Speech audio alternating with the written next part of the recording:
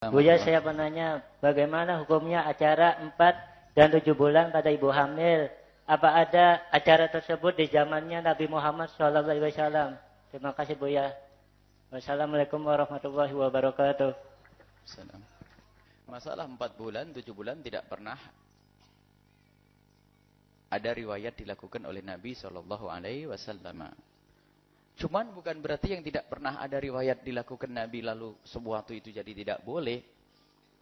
Ini kan orang yang buru-buru, yang memang mulutnya itu penuh dengan kalimat bid'ah. Termasuk sedekah, bahkan sedekah itu apa dah? As-sadaqatu tadfa'ul bala, sedekah itu menolak bala.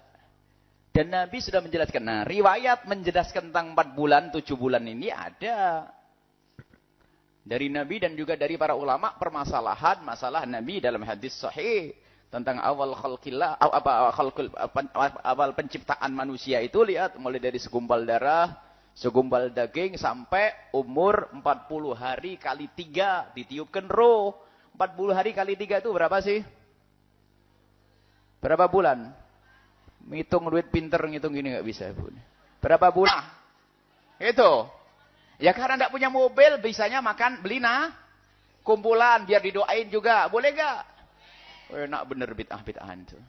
Nah, kemudian dibicarakan oleh para ulama, penggabungan dari 2 ayat tentang 30 bulan sama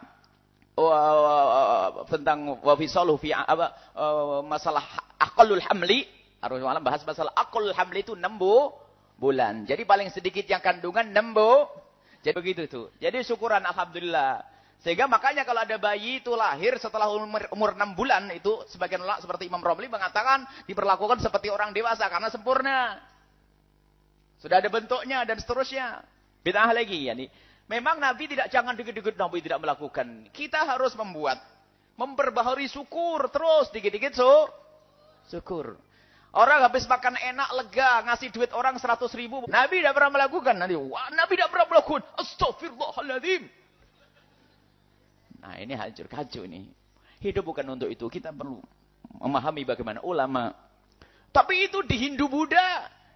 Ada. Di orang kafir juga ada. Medis juga ngomong begitu. Ditiupkan roh dan seterusnya. Terserah orang Hindu sama-sama ngikuti. Bukan urusan kita ngikuti agama. Kita nyukuri jelas. Kok Nabi hadis sahih 40 hari kali 3 ditiupkan roh. Makanya kurangi nonton TV-nya, Bu, kalau sudah 4 bulan lebih. Anaknya diajak nonton sinetron terus. Jangan mentang-mentang biasanya jadi asal, ini kan bawaan hamil, kamu harus ngerti dong, tahu diri. Anaknya tahu, ketawa itu anaknya. Kemudian acara-acara yang dilakukan tolong yang benar ya. Jadi kalau 7 bulanan ya cukuplah dengan nyembelih kambing, nyembelih ayam, syukuran, enggak usah pakai acara macam di acara mubadir, ada tidak tahu apalagi melakukan buka aurat haram, ada buka aurat segala macam, nggak ada itu yang nggak boleh, itu yang haram, maksiat, bukan bid'ah juga tapi maksiat. Bismillahirrahmanirrahim. Assalamualaikum warahmatullahi wabarakatuh. Alhamdulillah Ar-Rahman Ar-Rahim Al-Ghaffar Al-Ghafur At-Tawwab wa huwa syadidul iqab Al-Muntaqim.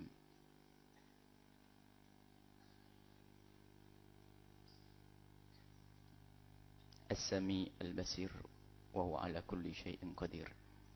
Wa salatullahi wa salamu ala habibina wa syafi'ina ومولانا سيدنا محمد وعلى آله المطهرين وأصحابه الطيبين والتابعين لهم بإحسان إلى يوم الدين. اللهم يا ربنا يا رحمن ويا رحيم ارحمنا يا غفار اغفر لنا ويا تواب تب علينا يا لطيف الطف بنا إنك أنت على كل شيء قدير. اللهم يا ربنا احشرنا يوم القيامة مع زمرتي أحبائك وأوليائك وأنبيائك ومع إمامهم حبيبك سيدنا محمد.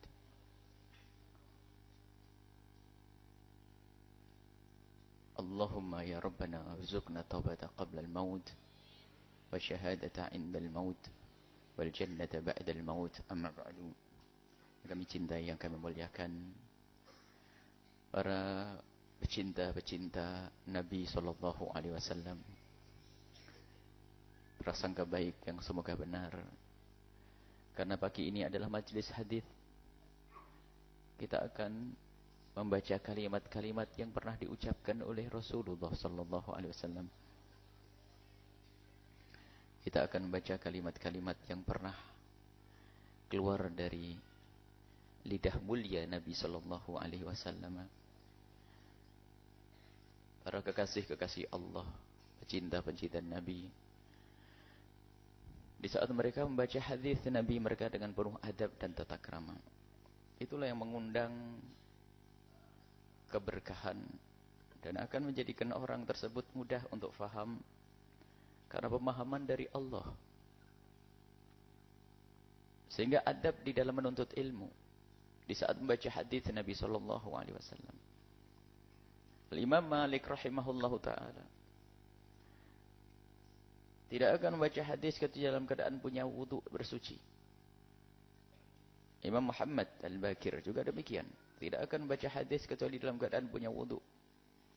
Bahkan dikisahkan Imam Muhammad Al-Bakir itu, kalau membaca hadis Nabi SAW, wajahnya menjadi pucat.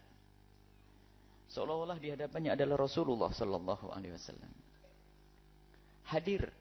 Dan Imam Malik rahimahullahu ta'ala, kalau sudah membaca hadis Nabi, beda di saat beliau berbicara tentang masalah-masalah yang lainnya. Beliau tidak mau membaca hadis Nabi kecuali dalam keadaan bajunya baju yang paling bagus.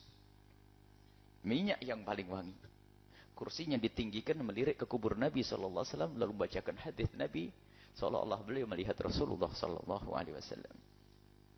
Kita bukan mempertajam akal kita untuk bisa faham tentang permasalahan, tapi hati tidak sambung. Tidak, akan tapi kita ingin mengasah hati kita untuk semakin kenal dengan Nabi Sallallahu Alaihi Wasallam. Sumbernya ilmu. Maka dari itulah nanti Allah akan berikan kepada kita ilmu.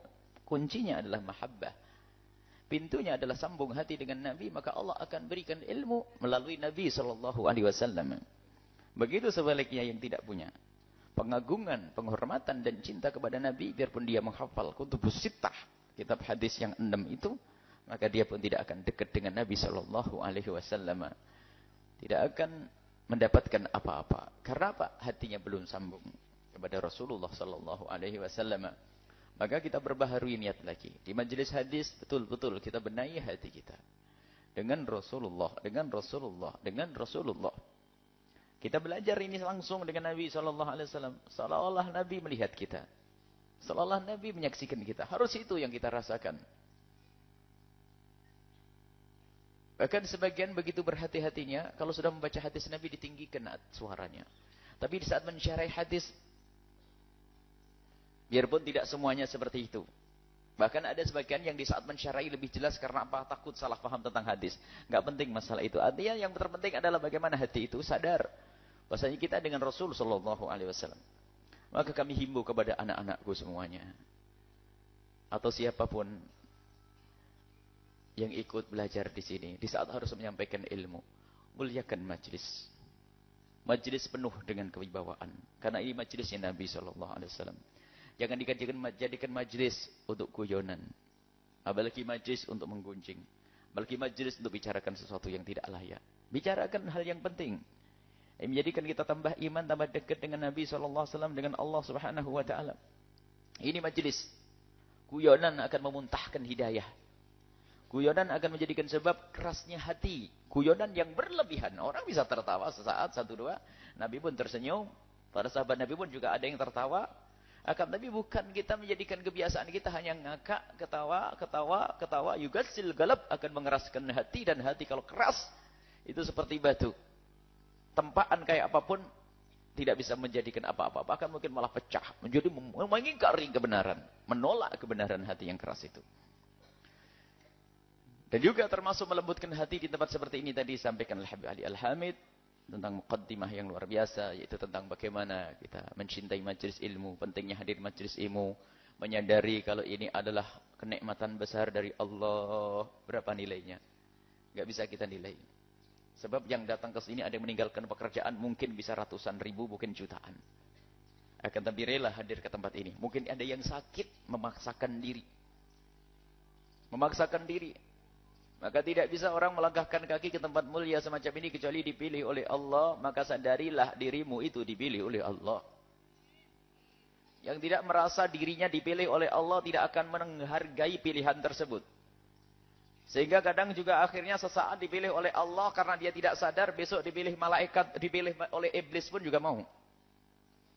Makanya sehabis menghadiri majelis ilmu, besok hadir konser. Masya Allah. Semoga Allah memberikan hidayah semalam untuk kita melihat di jalan. Subhanallah. Macet saya pikir pengajian. Macet di jalan sana itu. Ini, apa ini kita tanya. Ini keluar dari konser. Subhanallah. Kalau hadir pengajian seperti ini kan nikmat. Tapi dari konser. Hal ini terlintas di hati kami. Ya Allah. Semoga Allah memberikan bimbingan dan hidayah kepada mereka semua. Untung Anda jadi yang begini. Bukan yang begitu. Yang tadi malam hadir konser, angkat tangan, mau didoain. Gak pantas ya. Baik ya. Subhanallah, ribuan orang ternyuh. Ternyuh, jalan kaki. Sampai kita tuh jalan mobil tuh lewat tidak bisa. Makanya akhirnya kita bertafakur, ya Allah. Ini kan nikmat Allah, kita sama-sama berdesakan di tempat itu, cuman bedanya kita dari ngaji, tapi mereka dari mana?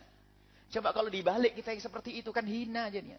Maka doakan mereka. Bukan untuk dihinakan. Karena mereka itu ya jarang bimbingan. Ustadznya malas masuk kampung. Ustadznya kurang giat. Habis mondok. Nggak segera jadi ustadz juru dakwah. Nggak tahu nunggu apa lagi. Nah ini ya para ustadznya. Sadar nggak?